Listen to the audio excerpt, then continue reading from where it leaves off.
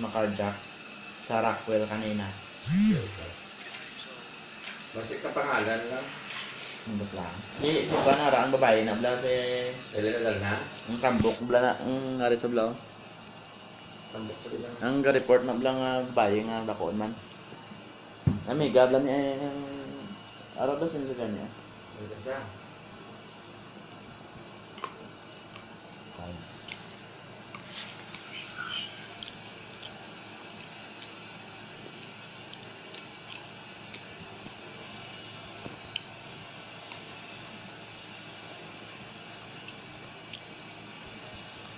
Grabe kayo, do rin yung sa akin sa magdanan niya. Kung mula ko yung nasa red carpet yan. Grabe, sus, sana mga Amerikano. Parang mga reinforcement rin. Pasintinti ko rin yan eh. Yan nga sa akin, the beast yung panawag mo, alam lang limousine yung Da? the beast. Is the D-E-A-S-T. Ah. Yeah, pinig niya na highly, ano ganyan. Hindi naman dupla lang. The beast. Tama na yung security yan.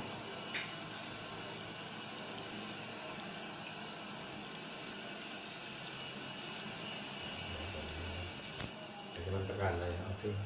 Napalaw ka ng gago yan. Kung presidente ka na, isa namin naman kasakay mo sa plano lang. Hindi naman dito sila lang may mga clearance. Ang iba na yan, naka-advance na nila kadto. Ang mga security yan na. Ahead na nila para makpan ng area. Secure. Ako sa pero hindi na.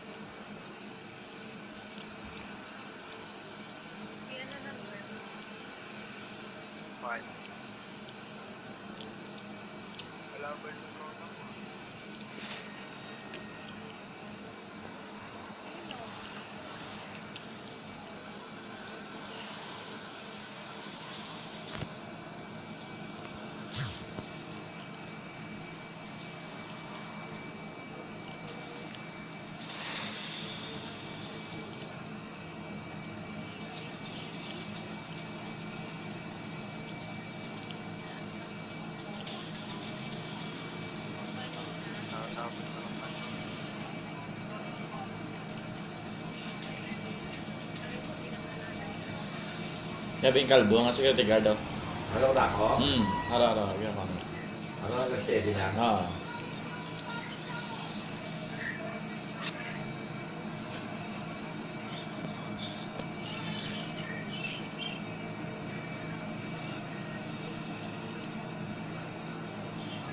Good na, para secure ko na.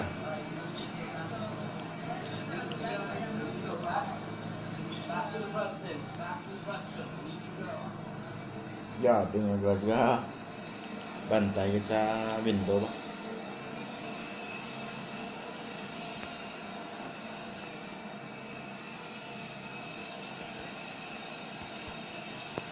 Ang gumagawa nila, gumpan gina hindi wala angin no. Ano grabe niya? The beast. Ano ulit? The beast.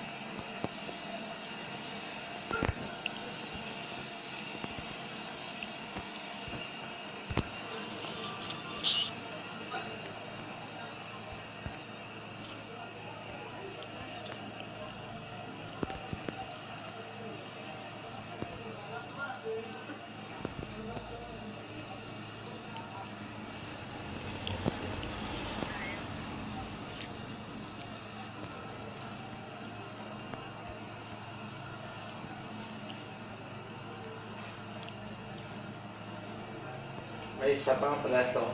Doon po alam lang. No, decoy.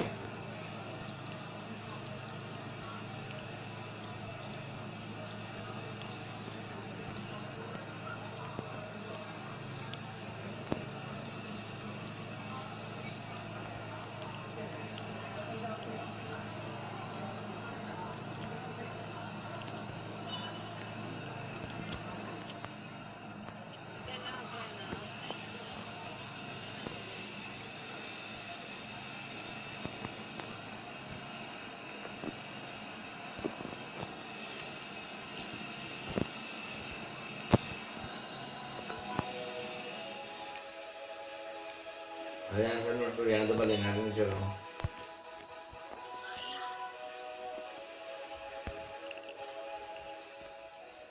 North Korean leader Kim Jong-un landed in Singapore at around 2:30 in the afternoon local time. Kim had left North Korea at around 8:30 in the morning on a Chinese private jet that took him to Changi Airport. He was welcomed upon his arrival by the host city's Foreign Minister Vivian Balakrishnan and headed straight to his hotel, the St. Regis. Just you believe it's the motorcade carrying North Korean leader Kim Jong-un. It left Changi International Airport about half an hour ago with him, we think, in his armoured Mercedes. I haven't seen yet. This looks like it's the advance guard. Here comes his limousine now, in the back, flying the North Korean flag. Oh, yes, sir. So we think this is the car that is carrying Kim Jong-un, arriving here in the centre of Singapore, going into the St. Regis Hotel behind me here, which is where the North Korean delegation is staying. This is really the beginning of the biggest diplomatic event for this small city-state in its history.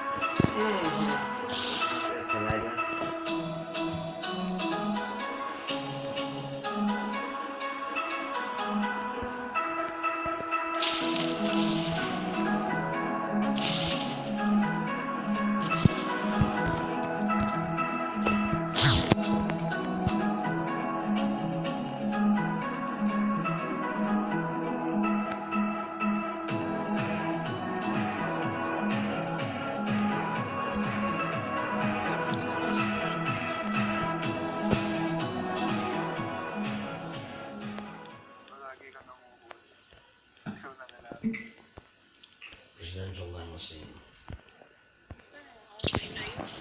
Welcome back to Prime Time. We're doing special coverage here. And what? Just minutes ago, we heard from the president again. He said things are going, quote, better than anybody could have expected. Top of the line. And that he and Kim are headed to a signing. But then they wound up going in different directions after the president apparently showed Kim Jong-un his car. Let's take a listen to the sound. Really great. Really fantastic. A lot of progress.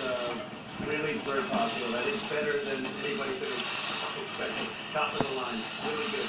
President, what we're doing right now for signing.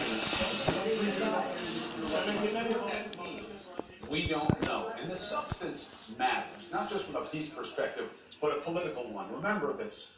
The president's party here in the United States would have crushed Barack Obama for doing something like this. They went after him in damning fashion for his lighter assessments of dealing with despots without preconditions. And yet, here we are. So Trump is going to have to bring home something more than a photo op, but we have a lot of day left in Singapore. So let's bring in Will Ripley. He's on the scene there.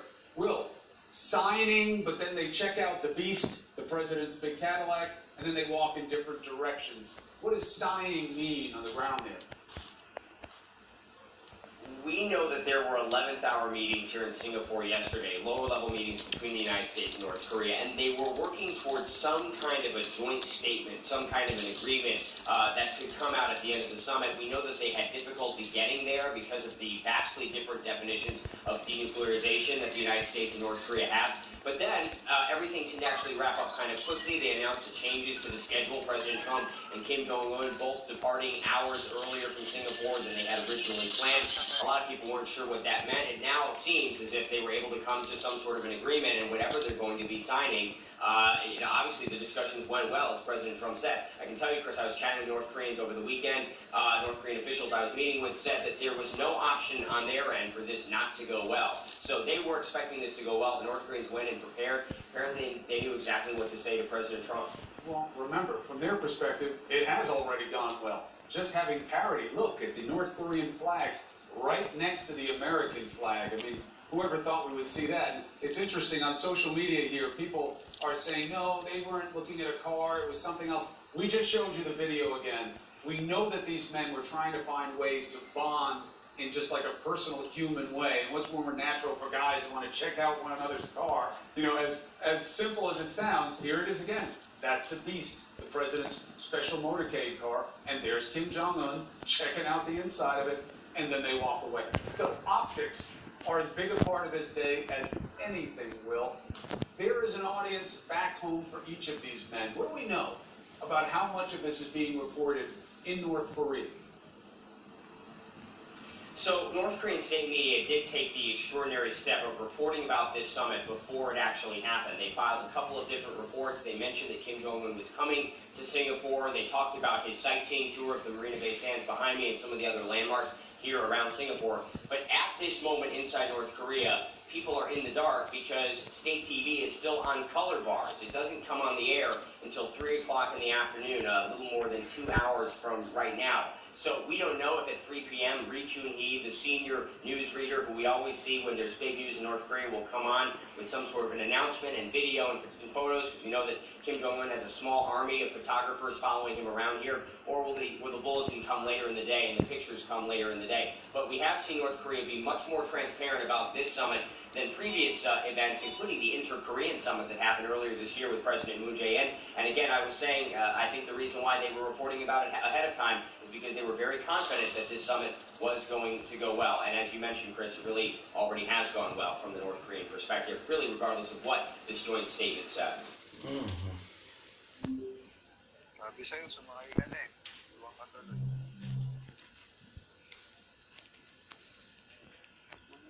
Ay, bumaba. Naglag.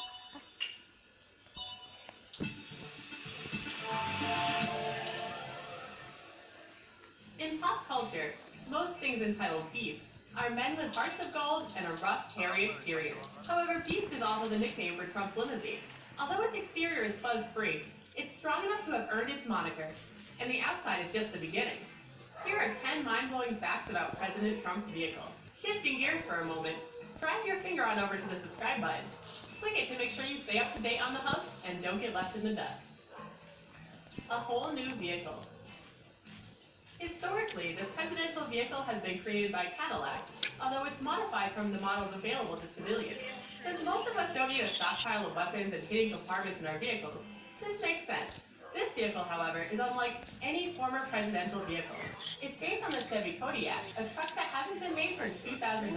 These vehicles are extremely rugged and were used from everything from dump trucks to U-Hauls. While it has the raw diesel power of the Kodiak, design-wise, it's a sedan-type vehicle, despite its size. Some trim pieces are standard, such as the headlamp from the Escalade and taillights from the discontinued SDS. The exposed chrome on the door handles and around the windows add a little beauty to this piece. Bulletproof.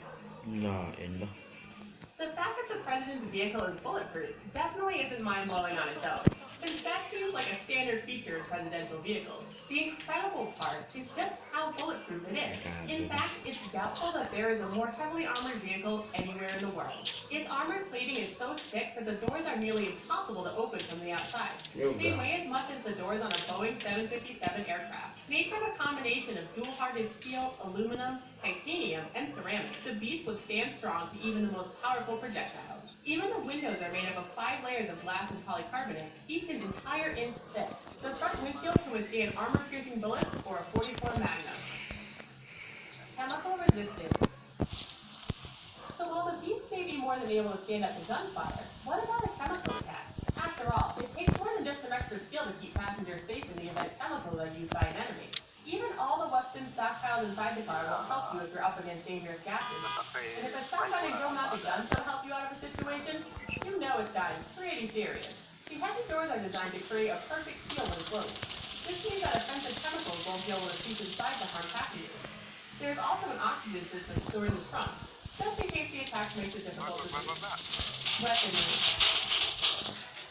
If the best defense is a good option, then Trump's vehicle is the safest car on the road. We all see it when a fellow driver tailgates us. Instead of passively aggressively slowing down, Trump has the option of using tear gas cannons mounted on the rear bumper. Although the vehicle is always accompanied by armed Secret Service agents, it also comes with its own pump-action shotgun, just in case. There's also a gun mounted behind the front grille. Although we aren't privy to the details, it seems that the trunk is also chock full of weapons. So, if you're the kind of person who likes to drive close to the bumper in front of you, why, don't be that person. This is one vehicle you definitely want to give it space. Gagaling nyo naman. Diesel. Wala pa ako napapatay ah. What keeps an armored beast up and running? Diesel fuel, of course. The Beast is believed to use a Duramax diesel engine, similar to the ones inside Chevy and GMC's most powerful, full-size, heavy-duty pickup trucks. Diesel engines are known for their durability, and this is especially important if you're designing a vehicle to withstand chemical attacks, gunfire, and more. In addition, diesel fuel is less volatile than other fuel types, which reduces the risk of explosions. It's also readily available all over the world, which makes it handy for travelers. And just in case someone takes aim at the fuel truck with enough force to cause even diesel to explode, they have to first penetrate the tank itself. Under its armored plating is filled with a special foam which prevents it from exploding, even under direct fire. Trunk full of blood. Some of us store a lot of literal junk in our trunks. Empty water bottles, spare pairs of shoes, and those canvas shopping bags we always forget to take in the store with us are frequently seen in our cars. We've heard of the belly of the beast, but it's the trunk of this beast that stores some items that could prove essential in case of an attack. We know that there are weapons and oxygen in the tank already, but what else would you need in an emergency? Here's a hint. You have some running through your veins right now. Trunk Full of Blood sounds like an awesome death metal album, but it's actually an accurate description of the beast. In case of an emergency blood transfusion, the trunk is chock full of blood in the president's preferred blood type. Specially trained drivers. Having the most indestructible and powerful vehicle in the world doesn't do a lot of good if you don't have anybody to drive it. And you need more than a squeaky clean driving record to qualify for this position. To start out with, you need to be a member of the Secret Service. While details of their training is kept classified for obvious reasons, we do know some of the skills they need to learn, and they're straight out of a Bond movie. You've heard of defensive driving, but these agents learn offensive driving. They need to be able to master ramming other vehicles without putting their passengers or themselves at risk. Just in case they need to make a hasty retreat, they learn to reverse at high speeds and perfect 180 degrees station. The driver needs to learn to think of their vehicle as a weapon without resorting to stepping out of it and engaging in a gunfight. And because only the driver's side window is capable of opening, they have the most important job of all, placing the drive-thru order at Taco Bell. Tires. In action movies, it seems like tires are always the place the bad guys aim for. And something as simple as a carefully placed spike trap can derail a normal vehicle, no matter how loud. There's no shortage of flaws in this detail. Its tires are gigantic and reinforced by the Kevlar, the same material used to make bulletproof vests. They're resistant to shredding and punctures and are what's known as run-flat tires, which means that you can continue to drive on them for a period of time, even if the tire goes flat. The steel rims are also reinforced to help the vehicle maintain safety in the event of an emergency. After all, it'd be rather embarrassing for the President of the United States to be seen waiting on the side of the road while someone changes his tire. It comes with an airplane. While we look for cars that come with luxury features such as Bluetooth, satellite radio, or extra cup holders, Trump's vehicle comes with a luxury you can afford, its own airplane. The plane is a high-wing, 4-engine, T-tailed military transport aircraft known as the C-17 Globemaster. Manufactured by Boeing, this massive aircraft is large enough to accommodate a heavily armored suburban communications vehicle known as Roadrunner, a second limo, and of course, the Beast itself. The Roadrunner is said to act as a mobile communications office and is linked to a military satellite. The plane is designed to transport massive quantities of cargo incredibly long distances, even in unpredictable weather conditions. Turbulence is units of the sky. It's military grade and features 4 Pratt & Whitney PW-24 engines, each of which produces 40,440 pounds of thrust. Other accessories. As if all the other mind-blowing features we mentioned weren't enough, the Beast has a special set of unique accessories. These tactical items would be at home with any secret agent's toolkit. It's outfitted with a night vision camera, perfect for diving in any vehicle, or taking out your trash can to see if it's a raccoon or your neighbor's dog that keeps knocking them over. While we've already gone over most of the weapons and strategies, Para sa CR there is one we haven't mentioned. It's known as the nuclear football, and it's in the Beast's anytime trumpet. Carried by one of his military aides, this enables him to order a nuclear strike within 15 minutes. Most of us are probably picturing a big red button, Bro. but it's actually shipment and authentication paperwork. The suspension has been upgraded from previous models and provides protection against roadside bombs and speed bumps. We're unfortunately not kidding about the speed bump thing, as it's actually been a major issue for passengers.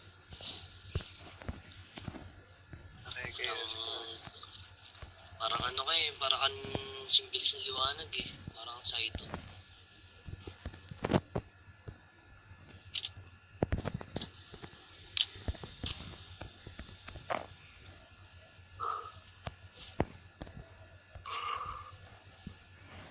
Siguro tingin mo sa mga palaban, babae, mga manloloko.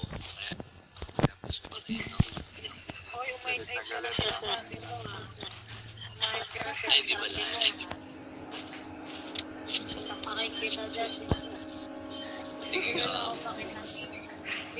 ko pa kita. Cute yun. Hindi. Wala naman ako tinutukoy.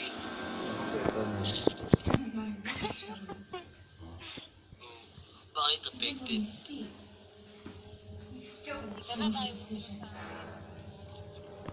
Isama na ako. Ano kayo? May gas ako. Oh, bago ni Goro. Sakar. Mana bata yun?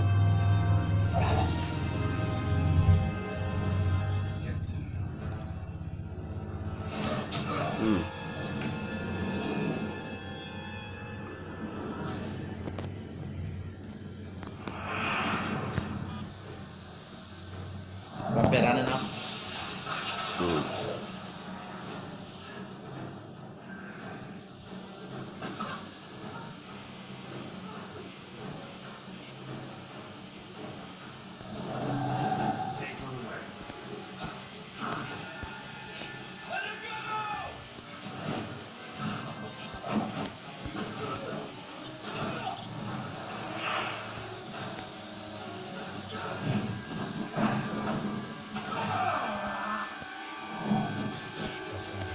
Ay.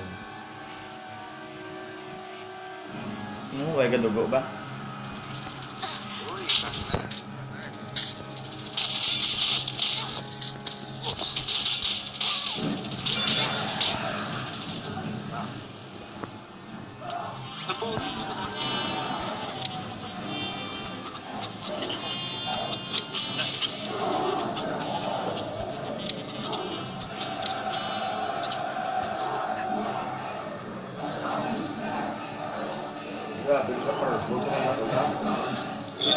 Ita, kulaman ako sa ikano.